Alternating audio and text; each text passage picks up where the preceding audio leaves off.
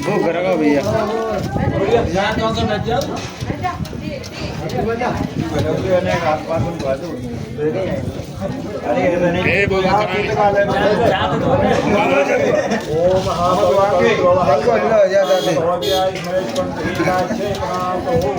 रोले दुनिया भीड़ रोले ये भीड़ रोले ये लेकिन तो ओम नारायणेभ्यो नमः ले और भी हो इधर एक और भी हो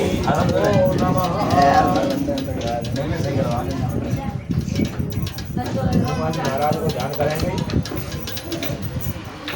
ओम मनोजवं मारुततुल्यवेगं जितेन्द्रियं बुद्धिमतां वरिष्ठं वातात्मजं वानरयोधमध्यं श्रीरामदूतं शरणं प्रपद्ये समर्पयामि स्थापयामि नमो नमः ओम पाद्यमर्घम् आत्मनं समर्पयामि नमो नमः नैवेद्यं ते समर्पयामि नमो नमः ते समर्पयामि नमो नमः ताम्बूलं समर्पयामि नमो नमः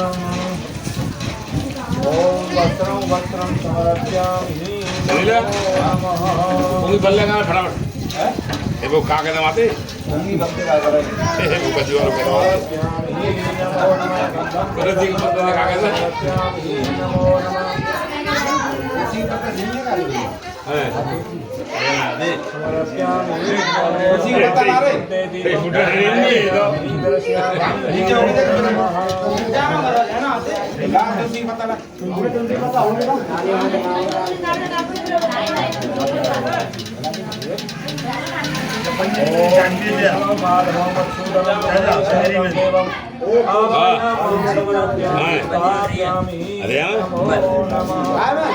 जाम तो चाहिए ही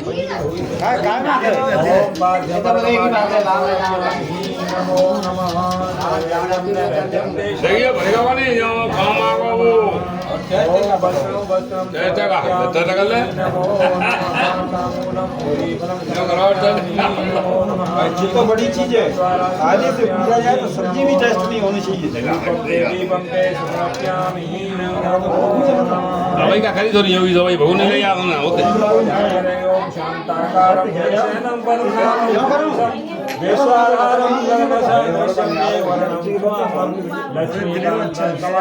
योगी ध्यान गम्यम वंदे विष्णु भवय हरम सर्वलोकैकनाथं समर्पयामि स्थापयामि ओम पाठ्यमार्गमात्मनं समर्पयामि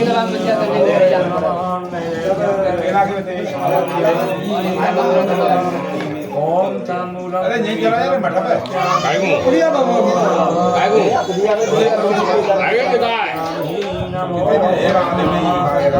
ये तीन भाजी नहीं करा कोई देखो काम बड़ी लड़ रही है बैठना पड़ी देगा बाबा ना तो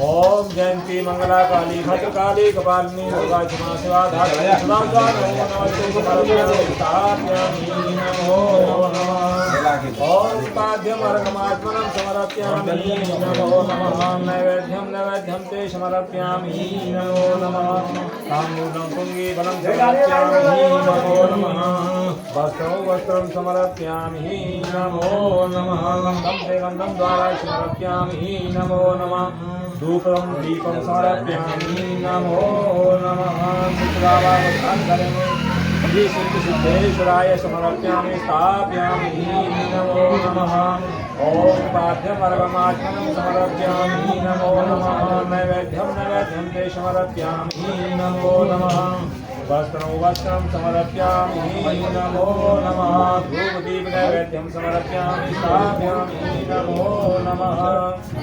शोषणा देवी को ध्यान करेंगे ओम गौरी पद्मा सती मेवा सावित्री विद्या जय मातरो लोक मातरो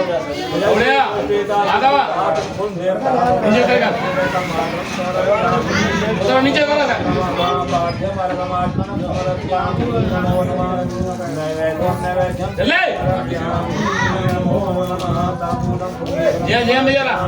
नमो नमः वस्त्रं वस्त्रं समर्पयामि नमो नमः पुष्पं दीपं समर्पयामि नमो नमः भगवान रामचंद्र को ध्यान करें जोड़ कर ले आओ ले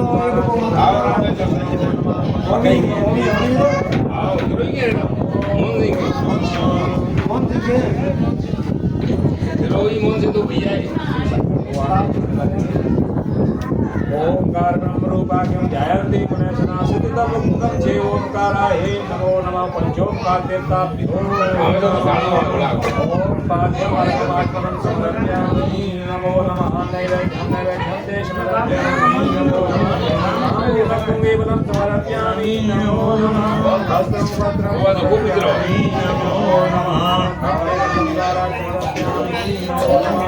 विभुते दीपानि समर्पयामि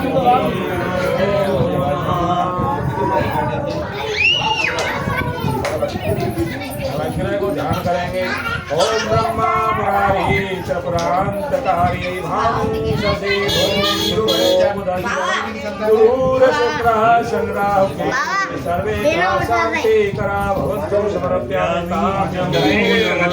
पाठ्यम अर्घम यारों का चश्मा उतार के नीचे ला दो नैवेद्यम नैवेद्यम ते समर्पयामि वस्त्रं वस्त्रं समर्पयामि नमो नमः ते गन्धं समर्पयामि नमो नमः धूपं ते दीपं ते समर्पयामि नमो नमः पंचदुर्गे विष्णु पंचदश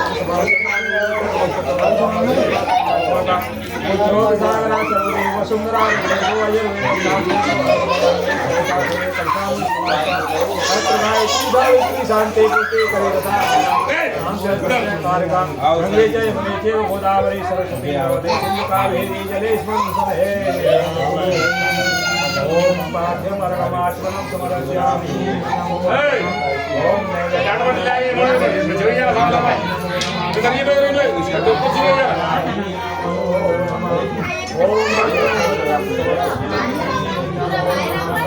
गंगम द्वारा समर्पयामि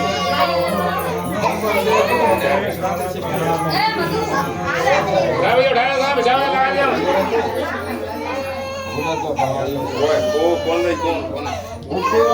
है दे लगा श्री पुरंदराभ्यो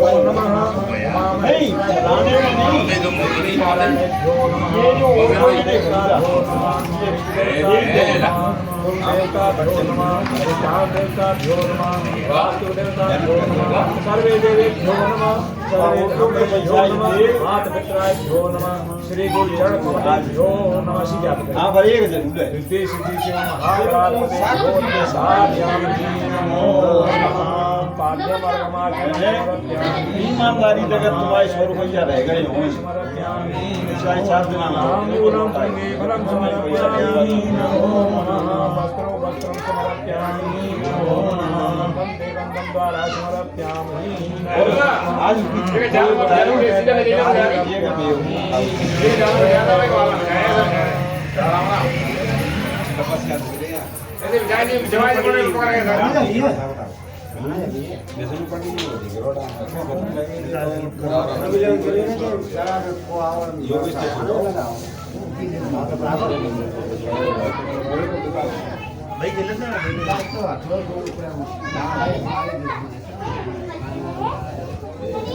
जरी के बच्चा है ले ले वाला को कर ले नहीं अंतर करो क्या मोना लो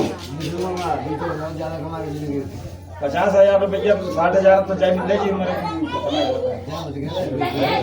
मनीष 60,000 चाहिए मिल जाएगी पेटीएम पर 210 रुपए प्राप्त हुए।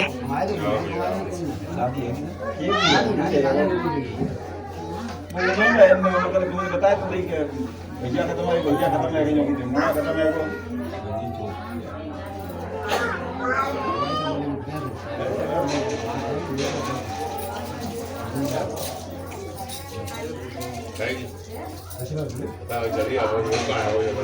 सब देखो पे आदत में ना दिक्कत है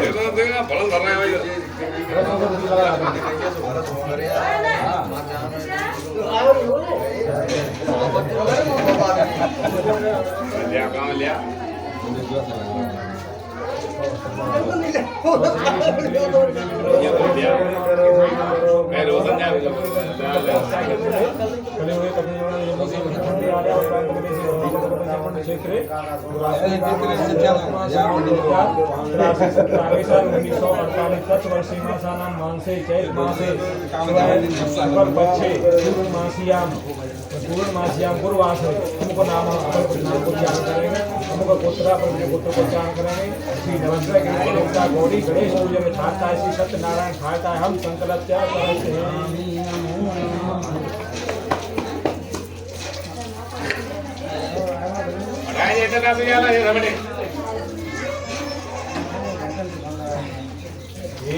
धोली राजादान बिंदु महावनवृक्षे महाचल महाचल जे कहते हैं जे घटो कहते हैं सूची से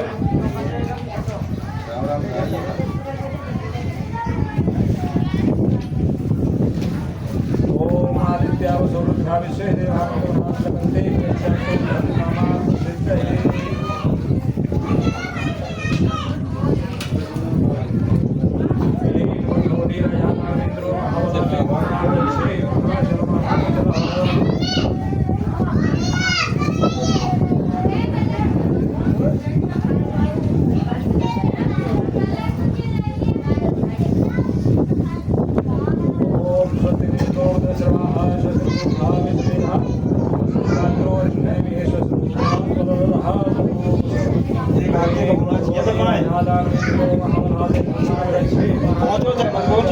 पहुंचो नहीं ये आपके आचार हैं इस वक्त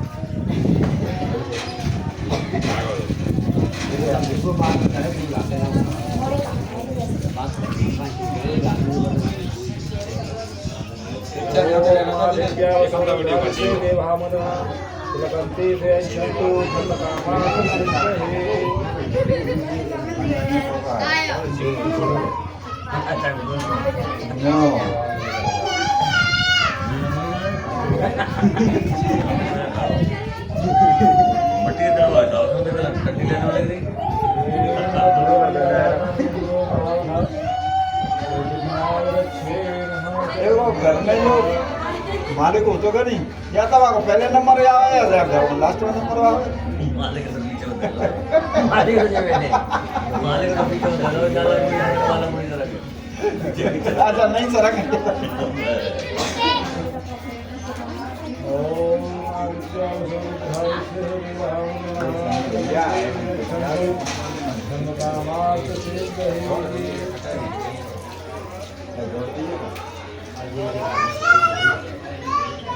नमो ब्राह्मण देवाय गो ब्राह्मण खाय कृष्णाय गोविंदाय नमो नमः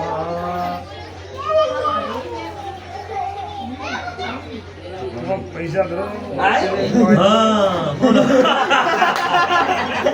भाई सत्यनारायण बनोधि विचायाम सत्यमा पयते आई डोंट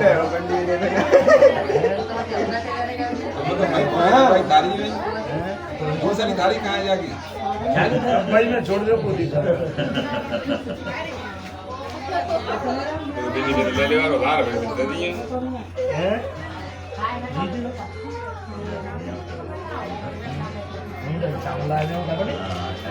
ओम नमो ब्राह्मण देवाय गो ब्राह्मण खाय च कृष्णाय गोविंदाय नमो नमः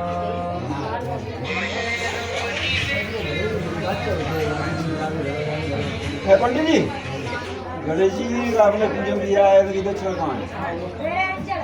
कहाँ सामने से कर देंगे 10 रुपया चढ़ाओ जा बिल्कुल गलत तुम पंडित नहीं चलेगी तुम तो नहीं चलेंगे पहले लंबा चढ़ावा दे बता अरे वो लाएंगे जल्दी के चक्कर में भूले जाएंगे बाकी बहुत दिक्कत पड़ेगी आप जाओगे बाकी तो आप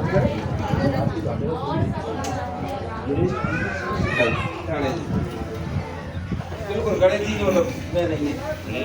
इतना का कहेगा ओम मंगलम भगवान विष्णु मंगलम गरुड़ध्वज मंगलम पुंडरीकाय मंगलाय बोलिए सत्यनारायण भगवान की जय। बोलो विष्णु भगवान की जय।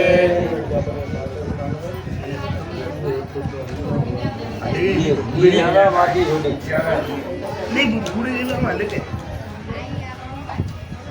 बड़ी निकलती है घर से मीठी जाए हाँ अरे नहीं बेटा ना लाए घर से अखंड दूर ले जाना चाहिए तो पता करते हैं पता नहीं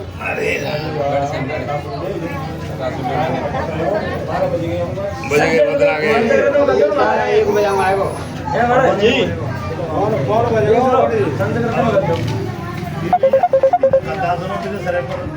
बाल कैदी बोल पट्टी सत्यनारायण भगवान की जय विष्णु भगवान की जय। प्रथमो अध्याय। श्री व्यास जी ने कहा कि एक समय सौनकाल सभी मुनिगण नैमिषारण्य में एकत्र हुए और उन्होंने कलयुग में लोगों के हित के लिए वेद और प्राणों के ज्ञाता श्री सूत जी से पूछा, हे सूत जी, हे वेद वेदांत के ज्ञाता, इस कलयुग में वह कौन सा व्रत और तप है जिसके करने से मनवांछित फल मिलता है? हाँ, मुझे कृपा करके हमें कलयुग में पापों से छुटकारे और धन धान देने वाला कोई उपाय बताएं। हम सब ऋषि मुनि आपके श्री मुख से उपाय सुनना चाहते हैं। श्री सूत जी महाराज बोले, हे मुनि श्रेष्ठ, तुम धन्य हो जिसने प्राणियों के हित के लिए ऐसा उत्तम प्रश्न किया है। एक बार ऐसा ही प्रश्न नारद जी ने भगवान कमलापत से किया था, वही मैं आपको सुनाता हूँ कि एक बार नारद जी भ्रमण करते करते पृथ्वी लोक में जा पहुँचे। उनका यह भ्रमण तीनों लोगों के प्राणियों के परोपकार की भावना को लेकर था। पृथ्वी लोक में जाकर उन्होंने देखा कि वहाँ लोग तरह तरह के कष्ट भोग रहे हैं, बार बार मृत्यु को प्राप्त होते हैं, हर बार विभिन्न योनियों में जन्म लेकर अपने पापों और पापों का फल भोगते हैं। उन सभी दुखी प्राणियों को देखकर नारद जी सोचने लगे, इनका कष्ट किस प्रकार दूर हो, किस प्रकार इन्हें दुखों से मुक्ति मिले। यही सब सोचते सोचते वह विष्णु लोक में आ गए। वह चार भुजा भगवान विष्णु के सैया पर विराजे हुए थे, शंख चक्र गदा और कमल अपने हाथों में धारण किए हुए थे, गले में बरमाला पड़ी थी। नारद जी ने देखा, फिर बोले, श्री हरि, मन और वाणी से परे हे अनंत सत्ताधारी, मैं आपको प्रणाम करता हूँ। हे प्रभु, मैं आपका न आदि है न मध्य न अंत है, आप से सर्वदा मुक्त हैं। हे सर्व आत्मा के आदि करण मैं आपको नमस्कार करता हूँ। नारद जी की स्तुति सुनकर भगवान विष्णु ने मुस्कुराकर पूछा, हे नारद, तुम्हारे मन में अवश्य ही कोई ऐसी बात है जिसके कारण तुम्हें यहाँ आए हो, तुम्हारे मन में क्या है, मुझे सब कुछ बताओ। भगवान के ऐसे वचन सुनकर नारद जी ने कहा, प्रभु, मृत्यु लोक के सभी प्राणी अपने पाप और कर्मों के कारण बार बार विभिन्न योनियों में जन्म लेकर कष्ट भोग रहे हैं। हे भगवान, यदि आप मुझ पर कृपा रखते हैं तो इन प्राणियों के दुख दूर करने का कोई सुगम व छोटा उपाय बताएं। तो भगवान श्री विष्णु बोले, हे नारद, तुम हमेशा सबका हित चाहते हो, तुम साधुओं प्राणियों के कल्याण के लिए है, यह तुमने बड़ा ही उत्तम प्रश्न किया है। मैं तुम्हें बताता हूँ कि इस व्रत को करने से व्यक्ति मोह से छूट जाता है। हे नारद, जो व्रत मैं तुम्हें बताने जा रहा हूँ वह स्वर्ग और मृत्यु लोक दोनों में दुर्लभ है, किंतु तुम्हारे स्नेह के कारण मैं तुम्हें इस व्रत का पूरा विधि विधान बताता हूँ। हे नारद, भगवान सत्यनारायण का विधि पूर्वक व्रत करने से तत्काल सुख प्राप्त होता है और अंत में प्राणी को चिकाधिकारी हो जाता है। श्री विष्णु के मुख से ऐसे श्री प्रीति युक्त वचन सुनकर नारद जी ने पूछा, प्रभु, इस व्रत के करने से क्या फल प्राप्त होता है, इसकी विधि और समय क्या है तथा इसे पहले किस किसने किया है, कृपा कर सभी विस्तार पूर्वक बताएं। श्री विष्णु भगवान ने कहा, हे नारद, यह व्रत दुख और शोक को दूर करने वाला है, इससे धन धान में वृद्धि होती है, सौभाग्य और संतान की प्राप्ति होती है, प्राणियों को चारों दिशा में दया श्री दिलाने वाले इस व्रत को व्यक्ति किसी भी दिन पूर्ण श्रद्धा भक्ति से कर सकता है। चाहे दान धर्म में पूरी आस्था रखते हुए भगवानों से किसी ब्राह्मण के सहयोग से भगवान श्री सत्यनारायण जी का पूजन करना चाहिए। सवाया प्रसाद बनाना चाहिए। प्रसाद में केले का फल, घी, दूध और गेहूं का आटा लेना चाहिए। यदि गेहूं का आटा उपलब्ध न हो तो चावल का आटा लें और उसमें शक्कर के स्थान पर गुड़ मिला लें। ये सब मिलाकर सवाया बना नैवेद्य भगवान को अर्पण कर इसके बाद कथा सुनकर प्रसाद ग्रहण करना चाहिए तथा ब्राह्मणों को दक्षिणा देनी चाहिए। बंधु बांधवों से ब्राह्मणों को भोजन कराकर स्वयं भी भोजन करना चाहिए। प्रसाद ग्रहण करने के बाद भजन कीर्तन करना चाहिए। फिर सत्यनारायण भगवान का स्मरण करते हुए सभी बंधु बांधव अपने घर को प्रस्थान करें। इस प्रकार जो भी भगवान श्री सत्यनारायण जी का व्रत पूजन करता है सही मनोकामना अवश्य ही पूर्ण होती है। कलियुग में दुख एवं दरिद्रता से छुटकारा पाने का इसे कोई छोटा उपाय नहीं है। श्री स्कंद सत्यनारायण व्रत कथायाम प्रथमो अध्याय। श्री हरे नमः। नारायण नारायण नारायण नारायण नारायण नारायण सत्यनारायण भगवान की जय। अध्याय। श्री सूत जी बोले, हे मुनिकर, पहले इस व्रत को किसने किया है अब मैं तुम्हें इस विषय में बताता हूँ, सुनिए। मैं बहुत ही रमणीय स्थल काशीपुरी में बड़ा ही निर्धन ब्राह्मण रहता था। वह भूख प्यास से दुखी जामुआ बटर भिक्षा मांगकर अपने पेट भरता था। इस ब्राह्मण को दुखी देकर ब्राह्मणों से प्यार करने वाले भगवान विष्णु बड़े भक्त हुए। फिर एक दिन में बूढ़े ब्राह्मण का भेष धारण कर पृथ्वी पर आकर उस ब्राह्मण से बोले, हे विप्र, तुम इतने दुखी होकर इस पृथ्वी पर क्यों भटक रहे हो? कृपा कर मुझको अपनी विपदा बताओ। तो ब्राह्मण बोला, हे बंधु, मैं अत्यंत ही निर्धन और दुखी हूँ। क्या आप इस निर्धनता से मुक्त होने का कोई उपाय जानते हैं तो कृपा कर मुझको बताएं। मैं वह उपाय अवश्य ही करूँगा ताकि मुझे इस कष्टपूर्ण जीवन से मुक्ति मिले। तो बूढ़े ब्राह्मण ने कहा कि सत्यनारायण स्वरूप भगवान विष्णु सबको मनचाहा फल देने वाले हैं। अतः हे विप्र, तुम उन्हीं का उत्तम व्रत पूजन करो। भगवान सत्यनारायण का व्रत करने से मनुष्य के सब दुख दूर हो जाते हैं। ये भगवान गरीब ब्राह्मण ने कहा, कृपया मुझे इस व्रत का विधि विधान बताएं। आपके अनुसार मैं उत्तम फल प्रदान करने वाले इस व्रत को अवश्य करूंगा। बूढ़े ब्राह्मण देवधारी भगवान विष्णु ने उसे सत्यदेव भगवान के व्रत पूजन का विधान बताया और अंतर ध्यान हो गए। निर्धन ब्राह्मण ने मन ही मन में संकल्प किया कि वह बूढ़े ब्राह्मण द्वारा बताया गया व्रत अवश्य ही करेगा। इन्हीं विचारों के कारण उसे रात भर नींद नहीं आई। दूसरे दिन वह इस संकल्प के साथ भिक्षाटन के लिए निकला कि आज जो कुछ भी भिक्षा में मिलेगा उसे मैं सत्यनारायण जी का व्रत पूजन करूंगा। उस दिन उसे भिक्षा में काफी द्रव्य प्राप्त हुआ। उसी से ब्राह्मण ने अपने बंधु बांधवों से सत्यनारायण भगवान का व्रत किया। बच्चे कहा और भगवान सत्यदेव की कृपा से वह सफलवान हो गया। तो उसे उस ब्राह्मण ने व्रत महाव्रत करना आरंभ कर दिया और अंत में सब पापों से मुक्त को प्राप्त हुआ। हे विप्रो, इस प्रकार पृथ्वी पर जो कोई भी श्रद्धा पूर्वक इस व्रत को करेगा उसके सभी दुख दूर होंगे। श्रीमन नारायण जी ने यही वचन नारद जी से कहे थे। अब आप लोग बताइए कि और क्या जानने की इच्छा है? तो ऋषि ने पूछा, हे सूत जी, तो यह बताइए कि आगे आने ब्राह्मण के बाद किस किसने इस व्रत को किया, यह जानने की हमारी प्रबल इच्छा है। सूत जी महाराज बोले, ब्राह्मण से सुनकर आगे यही ध्यान पूर्वक सुनो। वह ब्राह्मण धन धान से भरपूर होकर एक बार व्रत कर रहा था कि एक लकड़हारा वहाँ आया। लकड़ी का बोझ बाहर रखकर वह प्यास बुझाने के उद्देश्य से ब्राह्मण के घर में गया। वहाँ उसने ब्राह्मण को देखा जो अपने बंधु बांधवों से भगवान श्री सत्यनारायण का व्रत पूजन कर रहा था। वह सब एक लकड़हारे को बड़ी मुश्किलता हुई। उसने ब्राह्मण को प्रणाम करके पूछा, हे प्रभु, हे ब्राह्मण देव, आप यह किसका पूजन कर रहे हैं और इस पूजन का क्या फल मिलता है? ब्राह्मण बोला है, हे भाई लकड़हारे, यह हम भगवान सत्यनारायण का व्रत पूजन कर रहे हैं। सत्यदेव भगवान का यह व्रत सभी मनोरथों को सिद्ध करने वाला सुफलदायी है। उन्हीं की कृपा से मेरे घर में यह सब धन धान और सुख वैभव है। यह जानकर लकड़हारा बहुत प्रसन्न हुआ।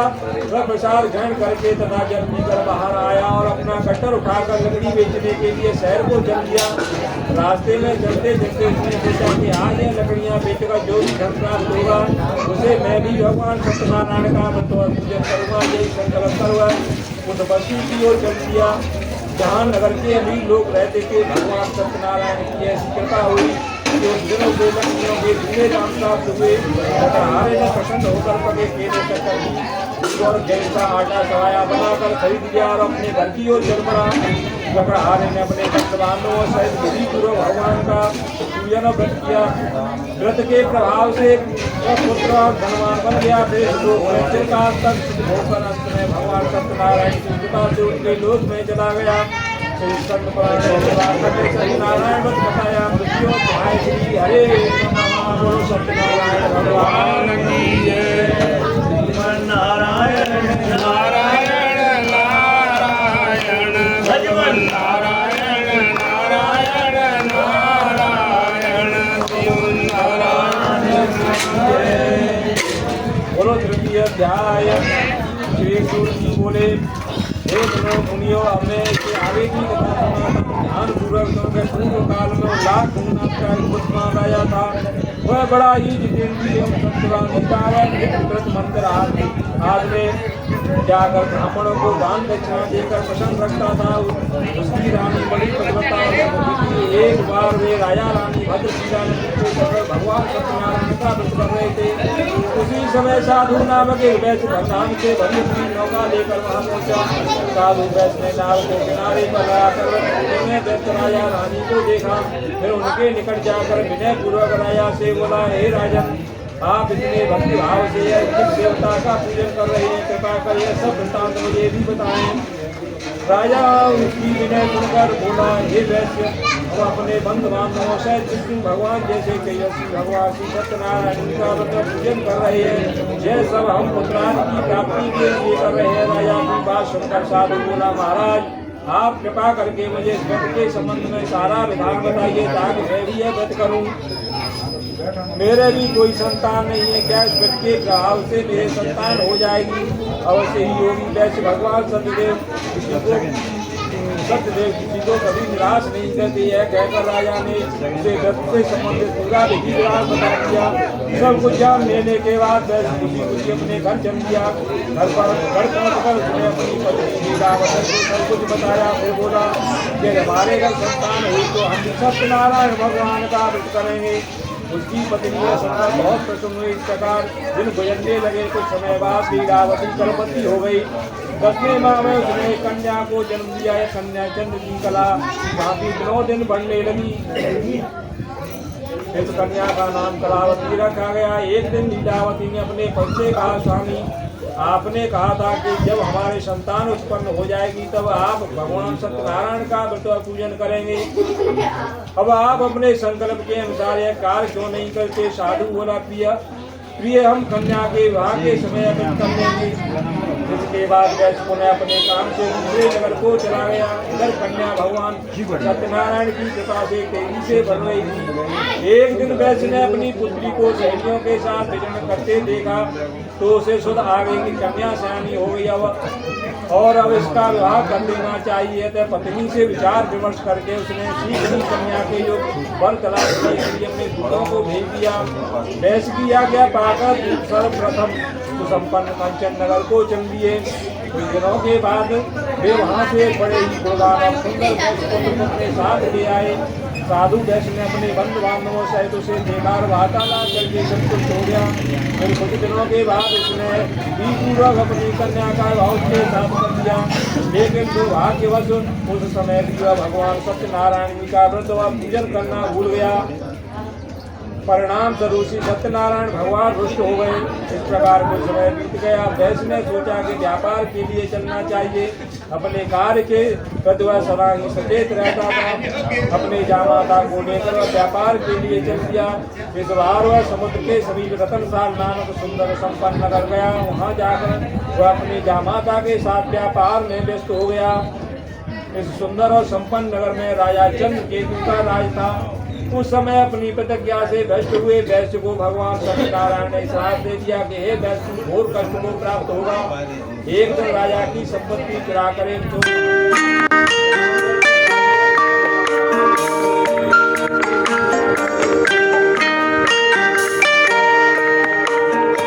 ट्रूकॉलर द्वारा दिनेश कुमार से इनकमिंग कॉल की पहचान की गई।